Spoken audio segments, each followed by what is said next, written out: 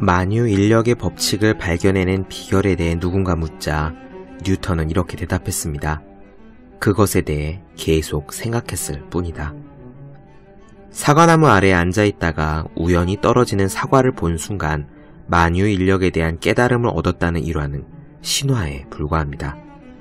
아무런 문제의식을 가지고 있지 않은 사람에게 뚝하니 사과처럼 영감이 떨어질 리 만무합니다. 실제로 그 순간 어떤 실오라기 같은 깨달음을 얻었다면 그것은 오히려 뉴턴이 끊임없이 중력에 대해 고민을 했다는 사실을 말해줍니다. 뉴턴은 지적인 성취를 거의 찾아볼 수 없는 농가 집안에서 태어났고 그 자신도 농장일을 배우기 위해 가축을 몰고 들판으로 나갔습니다.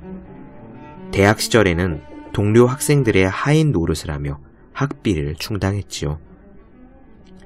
3살 때 어머니가 뉴턴을 외조모에게 보내버린 일은 평생의 상처로 남아 그는 내성적인 외톨이로 성장했습니다. 이런 불리한 여건에도 불구하고 뉴턴이 당대의 대학자가 될 수 있었던 이유는 몰입, 즉 계속 생각하는 것에 있었습니다. 베개처럼 두꺼운 화학책이든 분명 우리말인데 이해가 안 되는 철학 명제든 고래의 등처럼 커다란 난관에 부딪혔다고 겁먹을 필요가 전혀 없습니다. 우리에게는 뉴턴이 넌지시 가르쳐준 공부의 비결이 있기 때문입니다. 알을 품은 어미닭처럼 공부할 것들을 계속 생각해 보십시오. 생선살을 발라놓듯 깨끗하게 이해될 때까지 말입니다. 365 공부 비타민, 뉴턴이 넌지시 가르쳐준 공부 비결의 한 대목으로 시작합니다.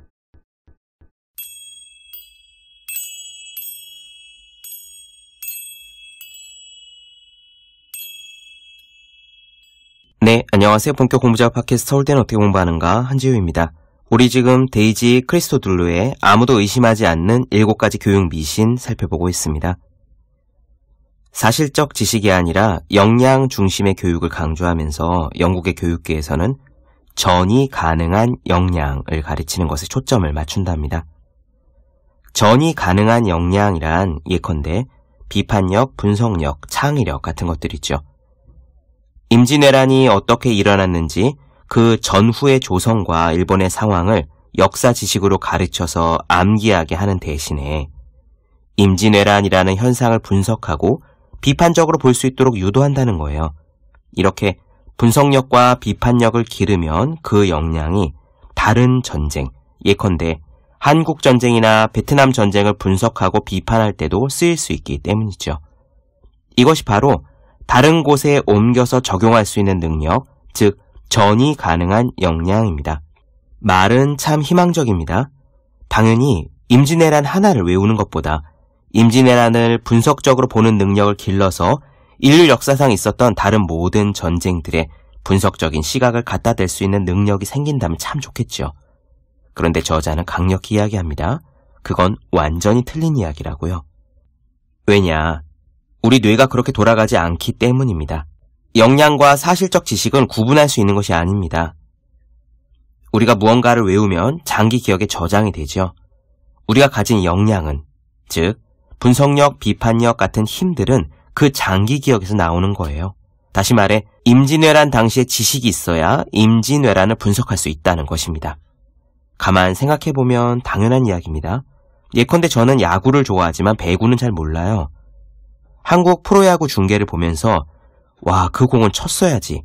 지금 타자와 승부를 했어야지 하고 분석하고 비판적으로 사고할 수 있는 힘은 미국 메이저리그 중계나 고교 야구 중계를 볼 때도 쓸 수 있습니다. 그러나 제가 이 분석력과 비판력을 배구를 보는데 쓸 수는 없지요. 야구에 대한 지식은 있어도 배구 지식은 없기 때문입니다. 역량이라는 말은 어떤 현상이에요. 수학 문제를 잘 푸는 사람이 있으면 수학 문제를 역량 있게 해결한다라고 말할 수는 있는 거죠. 하지만 수학적 지식, 즉 구구단이나 공식이나 정리를 암기하지 않게 하고선 어떤 역량만을 끄집어내서 수학 문제를 잘 풀게 만들 수는 없습니다. 우리가 역량 있는 사람이 되는 방법은 간단해요. 그 분야에 대해서 많은 것을 아는 겁니다. 지식이 있으면 분석할 수 있고 비판적으로 볼 수 있고 어떻게 고쳐야 하는지 알 수 있죠. 베이컨이 말했듯 아는 것이 힘입니다. 그럼 오늘 이야기 시작할게요.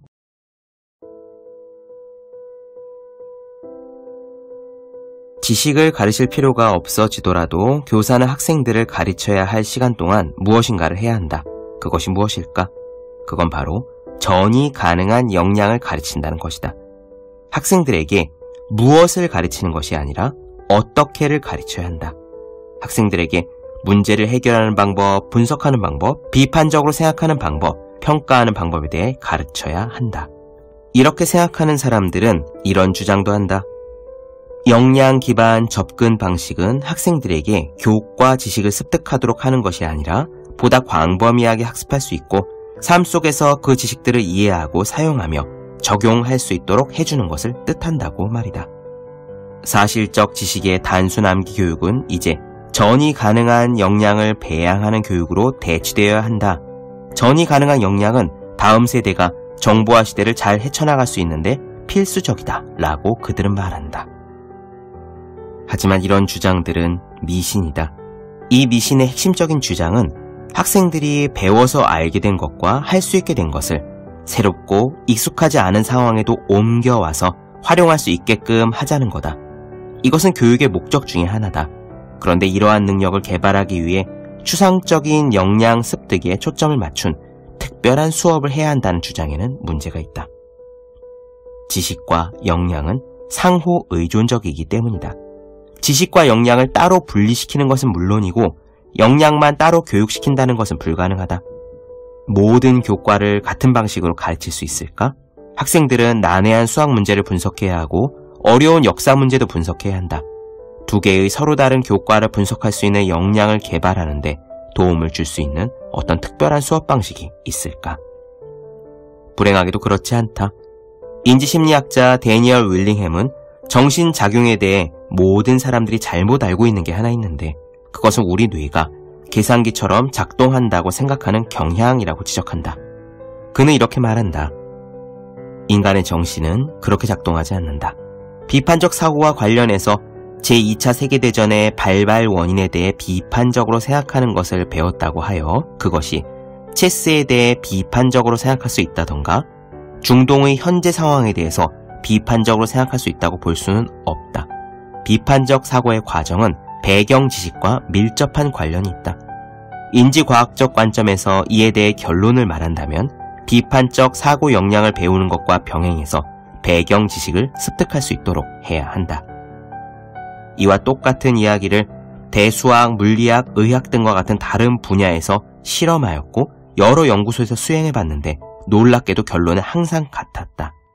과제의 유형을 전혀 다른 것으로 바꾸어 실험했을 때 과거에 적용했던 기술을 새로운 문제 상황에 이전하지 못하는 것으로 나타났던 것이다. 그렇다. 체스의 그랜드마스터가 전문성을 발휘할 수 있는 것은 바로 장기 기억 덕분이며 추상적인 일반적 추론 능력 때문이 아니다. 마찬가지로 학생들에게 분석력이나 비판적 사고 능력을 기르기 위한 전략이나 요령을 가르치면 그들의 분석력과 비판적 사고 능력도 근육처럼 강화된다는 것은 이론적으로 틀린다. 그렇다면 일부 성인들의 일반적인 사고 역량이 분명히 우수하다는 사실을 어떻게 설명할 수 있겠는가? 이 질문의 정답은 바로 지식이다. 유능한 사람들이 21세기 역량을 습득하는 이유는 그들이 광범위한 분야에서 그 영역에 대한 지식을 소유하고 있기 때문이다. 많은 연구 결과들도 21세기 역량의 바탕은 지식이라고 밝히고 있다. 지식이 바로 역량이고 역량이 또한 지식이다. 다양한 영역에서 광범위한 지식을 소유하는 것이 역량을 높이는 유일한 기반이기 때문에 일반 지식이 높은 사람의 21세기 역량도 높다. 그렇다. 역량이란 용어가 현실을 묘사할 때는 매우 유용하지만 그 현실을 분석할 때는 그렇게 유용한 편이 아니다. 어떤 현상에 대해서 설명할 수 없을 때 우리는 그것의 명칭을 찾게 되는데 이것이 바로 용어의 마술이다. 극작가 몰리에르의 희곡에 나오는 돌팔이 의사가 아편의 효과, 즉 아편을 먹으면 왜 잠이 오나요? 라고 물었을 때 의사들이 그것은 아편의 수면 유도 성분 때문입니다 라고 설명하는 것과 똑같다. 영양이라는 용어도 마찬가지다. 영양이라는 용어는 우리 모두가 인정하는 어떤 현상을 묘사할 때 잘 어울린다.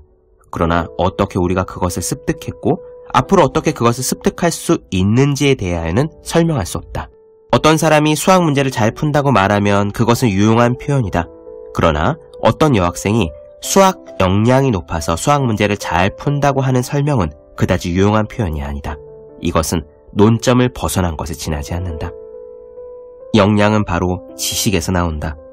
레이트와 레슬리가 교육심리학 저널에 발표한 흥미로운 연구 결과는 이를 잘 설명해주고 있다. 그들은 이렇게 말한다. 심층적인 연구가 중학생들을 대상으로 실시되었다. 표준 독서 능력 시험 결과 대상 학생들의 절반은 독서 능력이 우수한 학생들이었고 나머지 절반은 저조한 학생들이었다. 연구자들은 학생들에게 야구 경기를 묘사한 텍스트 자료를 읽게 했다. 그들이 독서하는 동안에 잠깐씩 독서를 중단시키고 지금 경기 진행 상황을 이해하고 있는지를 확인해봤다. 그런데 이 연구에서 대상 학생들의 일부는 야구에 대해 상당히 잘 알고 있었고 다른 일부는 거의 알지 못했는데 이것은 매우 흥미로운 결과로 나타났다. 야구에 대한 학생의 지식이 읽고 있는 텍스트를 이해하는 수준을 결정한다는 중요한 발견을 할 수 있었던 거다. 학생들이 우수한 독서 능력을 갖고 있느냐의 여부는 야구에 대한 지식 소유 여부만큼 중요한 영향을 미치지 않았다. 그렇다. 즉 레이트와 레슬리는 독서 능력이 낮지만 야구에 대한 지식이 풍부한 학생들이 반대로 독서 능력은 높지만 야구 관련 지식이 부족한 학생들에 비해 훨씬 더 정확하게 자료를 요약한다는 것을 확인했다.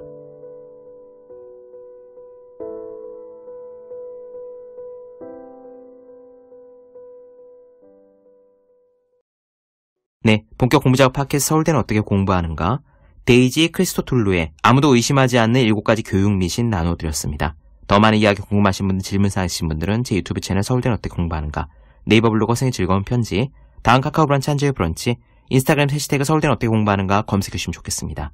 또 학생, 수험생, 직장인, 취준생 등 공부하시는 모든 분들을 위해서 어떻게 공부하는 게 효율적인지 설명한 혼자 하는 공부의 정석, 그리고 책상에 올려두기만 해도 공부하고 싶어진 365 홍콩 캘린더, 아직 읽지 않으셨다면 꼭 한번 읽어보시면 좋겠습니다. 분명 도움이 되실 거예요. 그럼 오늘 여기까지 하겠습니다. 전 다음 시간에 뵐게요. 여러분 모두 열심히 공부하십시오. 저도 열심히 하겠습니다.